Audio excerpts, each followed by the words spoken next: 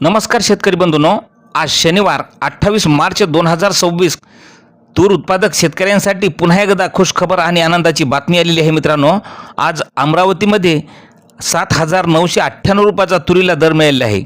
मग संपूर्ण महाराष्ट्रात तुरीला काय मिळत आहे बाजारभाव पहा लगेच आपल्या चॅनलच्या माध्यमातून. मित्रांनो, पहिली बाजार समिती अमरावती पहा मित्रांनो, आवक आलेली आहे 6,891 क्विंटलची. कमीत कमी दर मिळाला 7,500 रुपये. सर्वसाधारण दर मिळाला 7,749 रुपये, तर जास्तीचा दर मिळाला 7,998 रुपये. यानंतरची बाजार समिती आहे जळगाव. आवक आलेली आहे लाल तुरीला 10 क्विंटलची. कमीत कमी दर मिळाला 6,500 रुपये.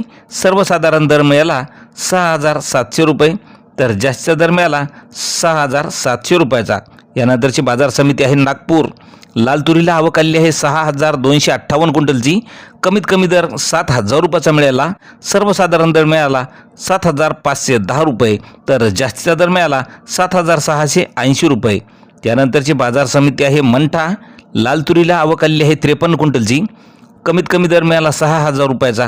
सर्वसाधारण दर 7,200 रुपये, तर जास्तीचा दर मिळाला 7,201 रुपया. यानंतरची बाजार समिती आहे पैठण. आवक आलेली आहे 29 क्विंटलची. कमीत कमी दर मिळाला 7,000 रुपये.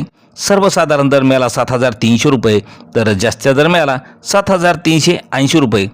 यानंतरची बाजार समिती आहे वरोरा. लाल तुरीला आवक आलेली आहे 8 क्विंटलची. वरोरा या ठिकाणी कमीत कमी तुरीला दर मिळाला 6,800 रुपये.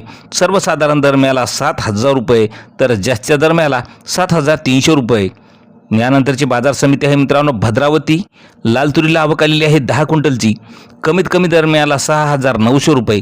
सर्वसाधारण दरसुद्धा 6,900 रुपये, तर जास्तीचा दर मिळाला 6,900 रुपये. मित्रांनो, यानंतरची बाजार समिती आहे कर्जत अहमदनगर. आवक आलेली आहे पांढऱ्या तुरीला 2 क्विंटलची.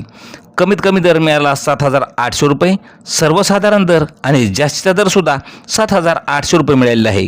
तर मित्रांनो, असे दररोजचे भाव पाहण्यासाठी चॅनलला सबस्क्राईब करा. धन्यवाद.